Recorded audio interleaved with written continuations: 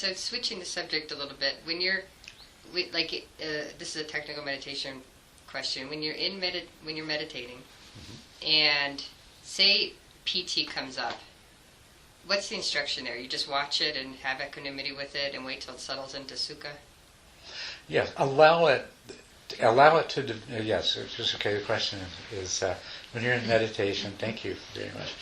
When you're in meditation and Piti comes up, what is the proper way to react to it?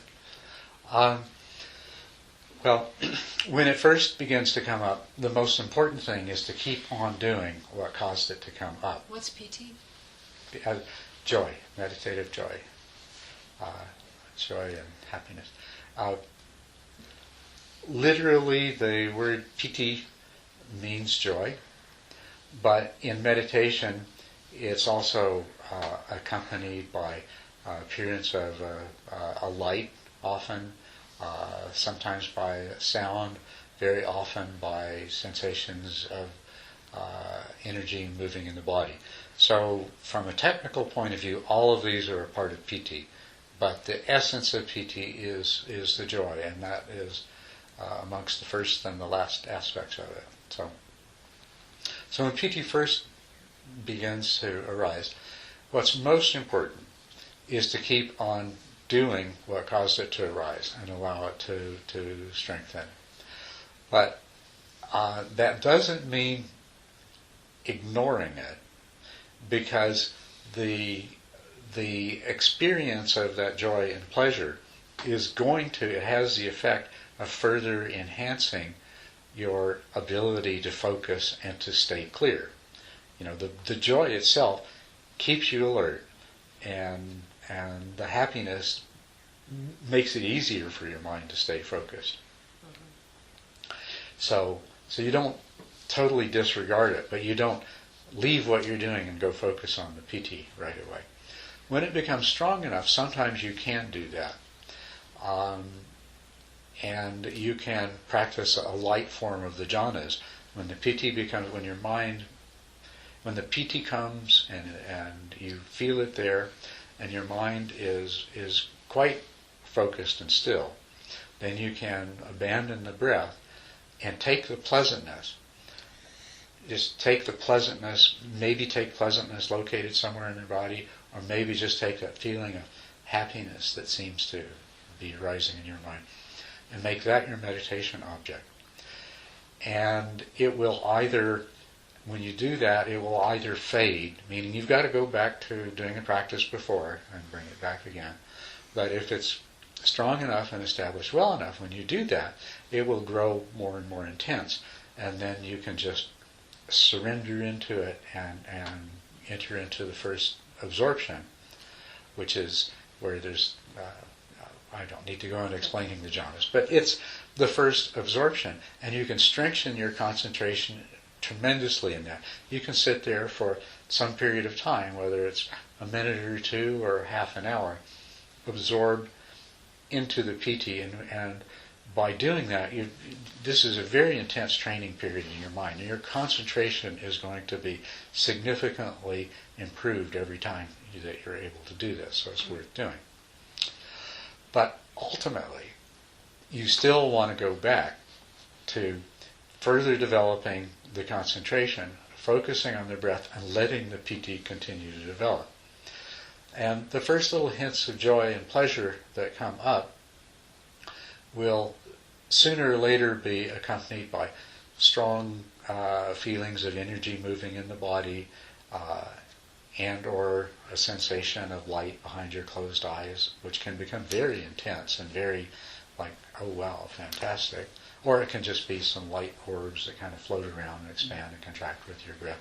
It takes different forms, but they can be quite amazing. And other aspects of Piti. Now when that happens, you want to let that continue to develop, because you're going to reach a whole new level of Piti that goes way beyond what you first experienced.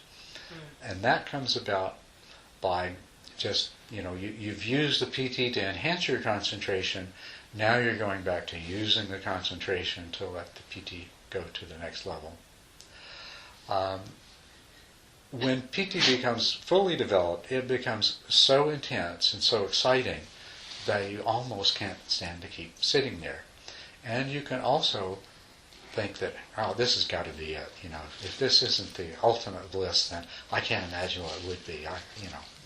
And it can be that intense. But still, the thing to do is to just keep on steadily in your practice, and that intensity of both the physical sensations and of the mental energy and the joy will begin to subside, and it will develop in its place a profound sense of tranquility and a kind of equanimity that be probably beyond what you've experienced before. Really profound equanimity. And that tranquility and equanimity is very important. Of the 7 factors of enlightenment, joy, tranquility, and equanimity constitute 3 of them. And they're first you develop the concentration and the mindful awareness, and then comes the piti, and then the tranquility and the equanimity. So then the last 2 are investigation and diligence, so which are really the application of this. So piti is very important, but how you deal with it, and it's not a simple answer. It's you work with it. If you go to it too soon, it's going to go away. So you go back with the meditation and strengthen it. But you can, when you can go to it, you can use the piti to strengthen the concentration. But ultimately, you've got to continue to develop your concentration and awareness, and the piti is kind of a side effect that you've got to let develop. And not actually a side effect so much, but in a sense, it was the purpose all along, because that piti, that joy, is a reflection of your mind becoming unified. Your mind, as I mentioned to you, is many different mental processes going on simultaneously, all with different functions, all with different agendas, and sometimes in conflict with each other. And even those times in meditation when your mind has seemed so calm and still, there's still been all these different processes going on, and not in any sort of coherent, synchronized, cooperative way. When the more your mind becomes unified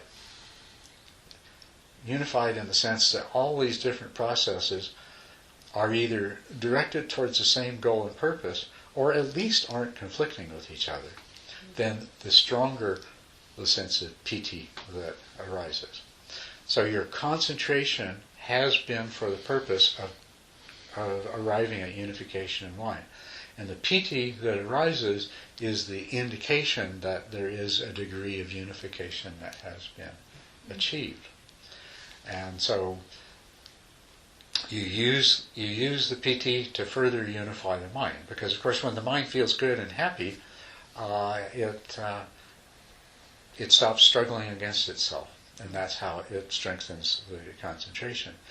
But our minds are complex enough that there's still your mind is not as unified as you think it is until you reach that level of piti that's so strong that it's just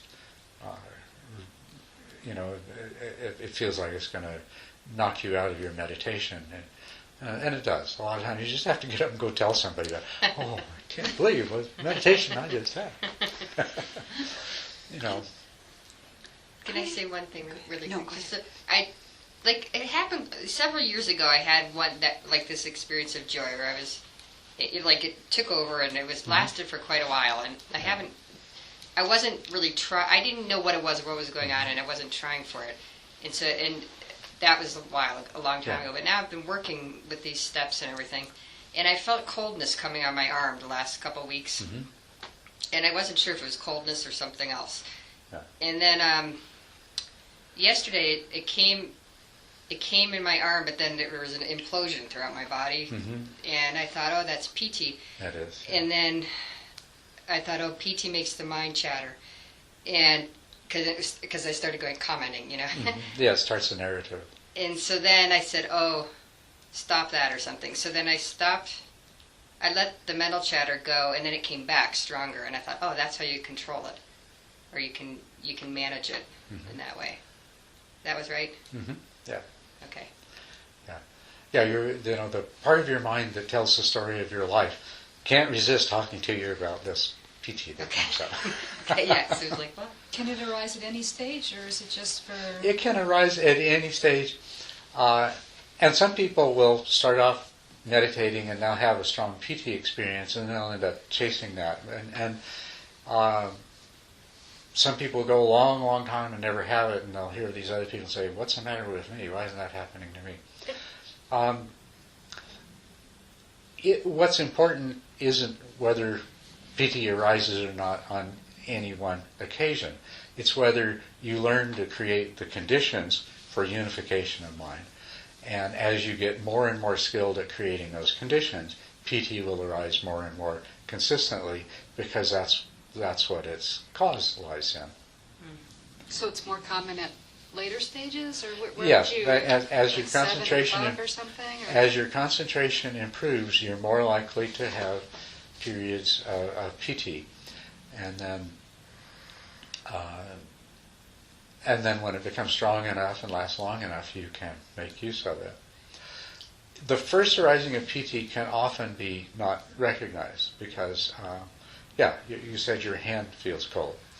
People will feel like, what's happening? There's ants crawling up and down my back, right? Or they'll have this itchy sensation all over their scalp. Or they'll feel like their body is falling over, and they'll kind of check and say, well, no, it isn't, but I feel that way. Or one of the things that happens to me is I sit like this, and my thumbs will just start twitching like crazy, and my mouth will start to salivate, and, things like that. So it has these unusual physical things that are often its forerunner, and if you discipline yourself to just stay with the object and let that be, so my thumbs want to twitch, let them twitch. My mouth wants to water, let it water. My hand feels cold, and just keep going. Then you'll start to get, it'll become stronger and develop more fully. Sometimes I have, when I meditate, it's really a strange sensation, and maybe it's what you're talking about. It's kind of like my upper body just kind of lifts. I can't. The best I can describe is when you go down a hill real quick. When you're a kid, remember, in a car, you go down a hill and your stomach would kind of rise. Well, I feel that, but it's not in my stomach. It's more in the upper torso. It's just it's a quick rise, and then it goes down. It's just momentarily, but I get that, and it's like I'm kind of just uplifted somehow. Yeah. Is that part of what we're talking about? It is. Good chance that it is. Very likely that it is. If it is, as your concentration deepens, then you'll probably experience a stronger sense of that, and you may actually, your body may actually jerk upwards when that happens. So what this is probably is, I can't say for certain, but it probably is a foretaste of the particular way that the bodily aspect of Piti is going to manifest in you. Yes? Is Piti then related to the Hindu concept of Kundalini? To which? The Kundalini concept in Hindu... Okay. Can you repeat that question? Yeah, is Piti related to the Kundalini? Yes. Kundalini, Chi, inner winds, prana, all of these things are the physical energy aspect of Piti. And if in your meditation practice you focus on those particularly, then they become much stronger and more evident. Or if you've been doing other things, like somebody that does Qigong a lot, I teach a lot of Chinese people, and they do a lot of Qigong and Tai Chi. And it's interesting, they rarely experience the light, but they always experience the energy movements, powerful, and that's what they'll say in a meditation report is, wow, the chi in my body is, I've never felt it moving like this before, and so on and so forth. So the other things that you do will predispose it to appearing in particular ways. And if you were following a Kundalini practice, then your practice is going to direct you. The very earliest sensations of chi are going to lead you to focus in such a way that chi takes the form of Kundalini rising. Yeah, I'm asking this because in my training as a yoga teacher way back, I did Kundalini yoga in the beginning, and my teacher didn't recognize I was not yet ready. I had a very, very bad experience with that Kundalini coming up. Like for a year long, I couldn't touch even anything related to yoga, meditation, things. My nervous system was like that. So I was wondering, it's much safer through meditation experience, the stages of where it goes, than being jumped into it and it was a blow up, Yes. Okay. It is much safer in meditation, and to let it develop on its own without forcing it. One of the things I'll remind you of, all these feelings in your body are actually happening in your mind. So keep that in your awareness. That it may be convenient to visualize energy currents and prana and things like that, but this is just your mind creating a picture to describe sensations that your mind is generating as well. So they're all in your mind. So I find that the best way to deal with it in meditation is to let it develop and only intervene. Like there will be what appear to be blockages. You'll feel energy movement and it'll appear to be blocked, and it will be painful. You may feel a blockage in your throat or a knot in your chest that just, you reach a certain point in your meditation and it's like there's just something gripping in your chest. Or, it can be anywhere in your body, and it can move around. Now, when those blockages become distracting to you and keep you from focusing on your meditation, continuing with it, then you apply the principle that energy follows awareness. So, if you've got a blockage here, and the energy's not moving past there, then you direct your attention to there, you direct your attention to the energy that's moving, and you just, by following it with your mind, you allow it to start moving past that blockage. Or sometimes you just focus on where the blockage is and meditate on it in an objective way. And just the fact that your awareness is focused in that part of your mind's body map is going to affect the way the energy, where the mind's representation of energy moves in its own body map. But most of the rest of the time, you just kind of let it go on itself, on its own. If you're a person that has a lot of strong energy movement, it's a very common kind of thing that happens. At some point, like, there will be a feeling of energy moving up your spine, like Kundalini, up to your head. And then, those old-fashioned juice coolers where they got a big plastic tank and it shoots the juice up and it kind of goes on. You know what I'm talking about? It's like an energy, they fountain coolers.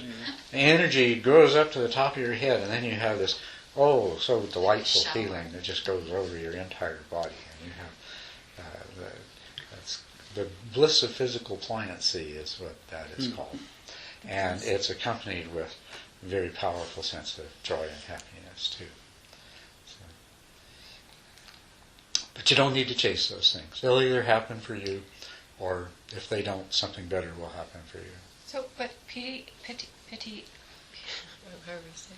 is it as a Pali word or a Sanskrit? It's a Pali word, yes. There's a Sanskrit equivalent. And the Sanskrit equivalent is? Sanskrit equivalent, I'm not sure exactly how it's pronounced, but it's spelled with an R. P-R with a dot over it, T-I.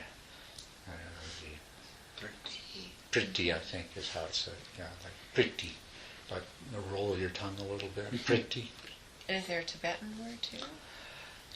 I'm sure there is. Let me see if I know the Tibetan. I can't think of it offhand if I do. In the classic description of this, there are these stages of physical pliancy, or mental pliancy. That's where you develop the concentration that allows these things to happen. And concentration becomes effortless, and you begin to experience the joy and the preliminary physical sensations. And that leads to a stage called physical pliancy, because your body becomes really stable and comfortable, and there's no pain. You can sit. When physical pliancy arises, you can sit for many hours without any discomfort. Then the next thing that arises is called the bliss of physical pliancy, which that fountain experience would be an example of. It takes other forms, though. My favorite is that the physical pliancy, the perception of your body changes. And I have often had the experience with sitting in meditation when this bliss of physical pliancy arises, that I feel like I'm standing up. I feel like I'm standing in that posture there. I don't know if it's because I've always had these Buddha images around me and I really like them a lot, or what it is, but I no longer feel like I'm sitting down. I feel like I'm standing up, and my body just seems, I feel like if I could see my body, it would be so beautiful and glowing with light and wonderful and everything. So that's the bliss of physical pliancy. Very pleasant sensations in the body. And then the bliss of mental pliancy, which is the full development of the joy and happiness. It's a very excited kind of joyfulness, as I said. And it's interesting because there's not much, your mind wants to account for it. And there's not a lot to account for it, except the, sort of like, oh, I'm doing such a great meditation, I've succeeded. It's maybe kind of a success joy. Aha, I've achieved it. I'm at the top of the mountain. I'm there now, that kind of a joyful feeling. So there's those 4 stages, and then what follows is the subsiding of the bliss of physical pliancy. So this all kind of, all the physical stuff fades into the background, and then there is a subsiding of the intensity of the joy of the intensity of mental pliancy, bliss of mental pliancy. So it doesn't disappear entirely, but it subsides. And this is where the tranquility and the equanimity arise and become very, very strong. What's so important about this is that this is the stage where the mind is perfectly suited to have that experience, that definitive transforming experience that we talk about, stream entry, the Magapala or Dasana Marga. And what is important, it's not enough just to come to this state and have a lot of equanimity. You also have to have deep insight. And that's where what we were talking about earlier. You have to have understood that yourself is empty. You have to have understood that the objects that you see and cling to are projections of your mind. Then, having understood that, you have to have tested that out over and over again in your experience. You've had to see that things are empty when you're walking down the street. You've had to see that things are empty when you were having an argument with somebody. You've had to see that things are empty when you're falling asleep at night. You had to see that things are empty when you're eating lunch. You have to have this experience of reinforcing that, this idea that I learned actually applies in this situation as well. It's called the stage of overcoming doubt. It's the stage of developing the view, which is where you intellectually understand that, now I know what they're talking about. Or at least I think I do. And then there's a stage where you keep testing it. Well, if that's really true, then what about this? And so on and so forth. The stage of reflection, the stage of testing. And this is called, and this constitutes the stage of overcoming doubt.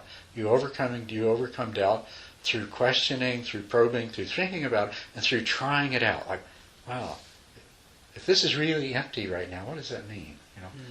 What about these people I'm seeing? This place that I am, And you test it out and say, yeah, I can see.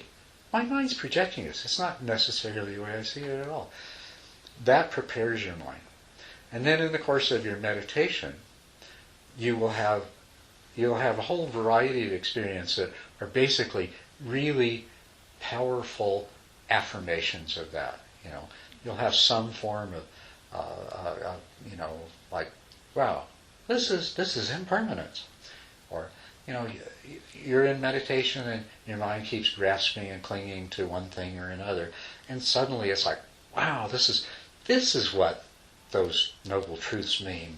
That craving and grasping are a cause of suffering. Even the most subtle dissatisfaction I'm having during a not too bad meditation is due to craving and grasping. And then you see it, and then it becomes real, and then makes it even easier to go out there. So you prepare the mind in this way. You prepare the mind intellectually, intuitively. Your worldview begins to reflect this understanding.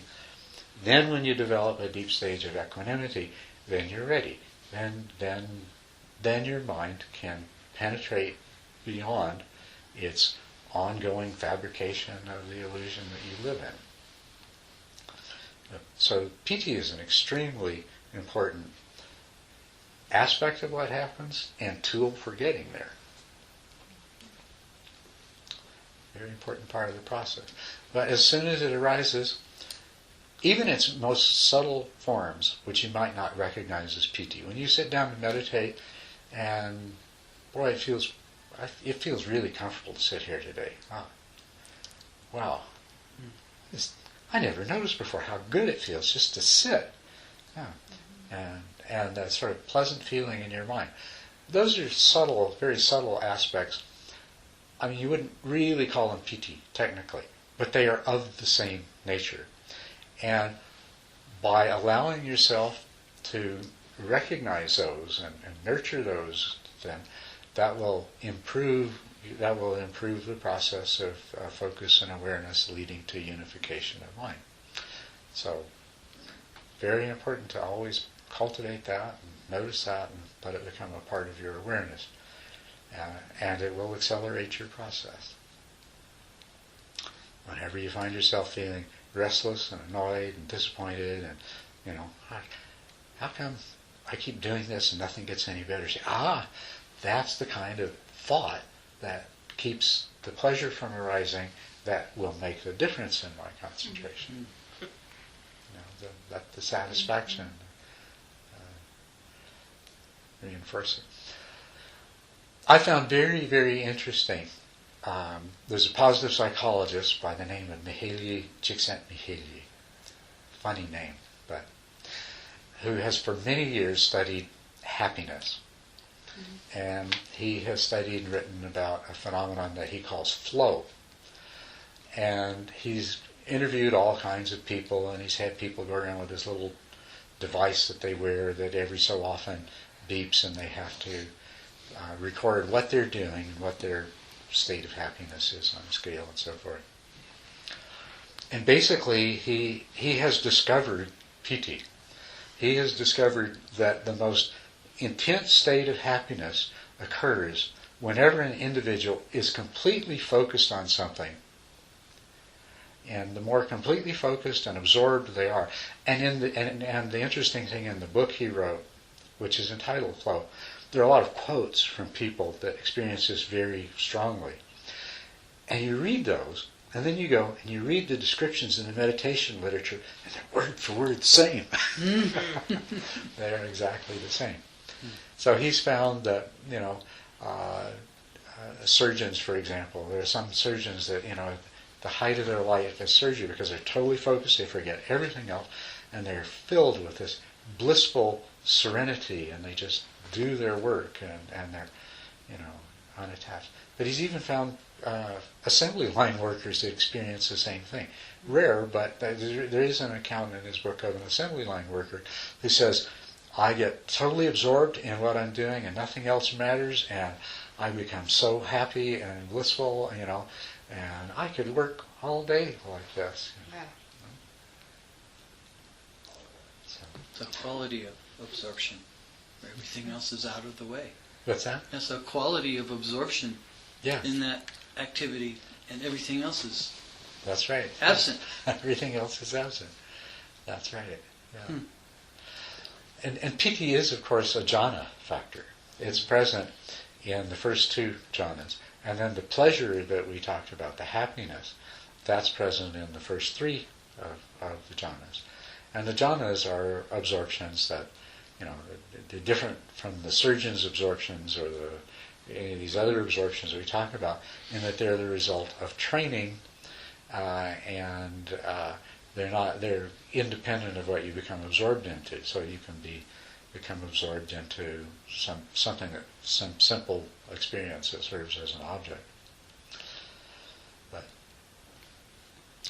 And when I talk to you about entering into light jhanas, you'd be entering into the first absorption, and that experience of sitting there in absorption, which is deep concentration with strong piti, will subsequently, your mind now knows how to develop that degree of concentration. And so it's easier to concentrate subsequently as a result of it.